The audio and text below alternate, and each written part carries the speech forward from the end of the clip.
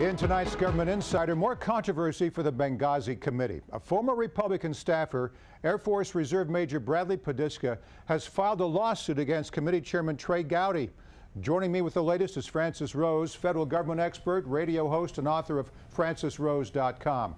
All right, let's start with the basics. Who is Podiska, and what did he do for the Benghazi Committee? Well, he did research for that committee, Morris, and he claims in a lawsuit that he's going to file, he says next month, that he was instructed to focus on Hillary Clinton's activities regarding Benghazi and not pursue an objective investigation of the facts on what happened around the Benghazi incident. And he says that because he objected to that, he was eventually fired. He's now filing a suit because the committee has said this is a disgruntled former employee, this is not somebody with credibility, and he is suing to get the facts of the case presented in court. Publicity that they don't want, That's that right. Hillary Clinton may appreciate at this point. It's kind of like, tell me what I want to hear in terms of the investigation. Whether or not it was their intent, this has become very political. What's next for the Benghazi Committee? Well, that's hard to say at this point because it has become so political.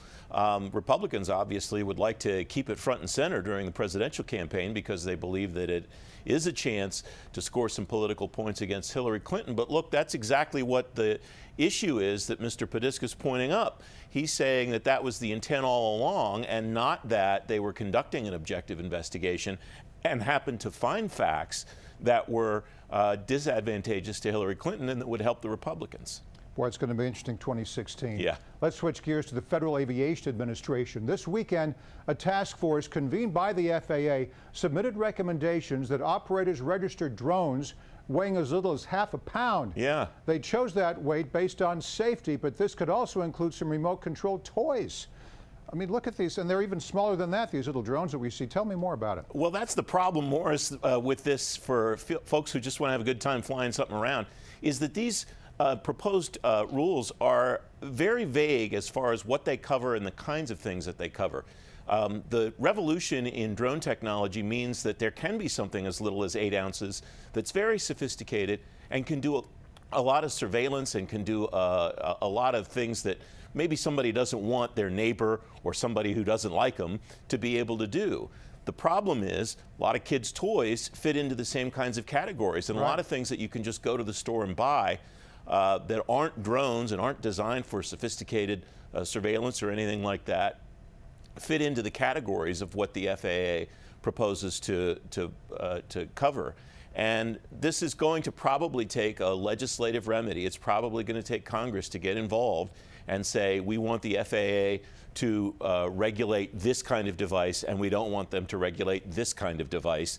The problem with that is that as the drone revolution continues and grows, it's a lot more likely that it will grow past Congress's ability to legislate and the FAA's ability to regulate than it is that they'll be able to get ahead of the curve. You're exactly right. I want to add to that, too, that the Consumer Technology Association estimates that 700,000 drones will be sold by the end of 2015.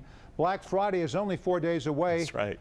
How can the FAA pull this off? I think they're just kind of grasping at this. Well, they're certainly not going to be able to pull anything off for this holiday season, Morris, but the likelihood that they'll be able to do it overall is probably pretty high. I mean, there are a lot of these things potentially going to be flying around in the sky. If you just go on YouTube and see some of the things that people are doing with drones now. There are a lot of people getting into the drone business that formerly were in just in still photography.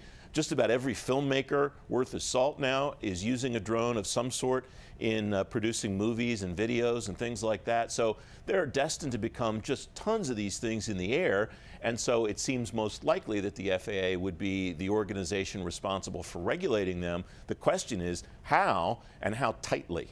I think, too, instead of going after the consumers, they need to go after the manufacturers so that they have, I don't know, geofencing built in, something that keeps them away from the White House, landmarks, airports, and go after the people who make them and install some chips so the drones suddenly become dumb when they get near some, power plants, airports, and the like. All kinds of technology solutions like that, Morris, are possible now because of GPS positioning technology and things like that. So that's part of the issue that the people that are opposed to the regulation now are saying.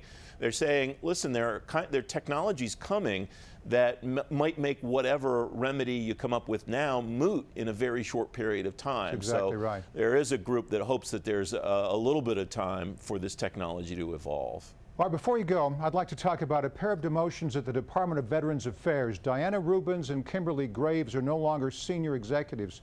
What happened?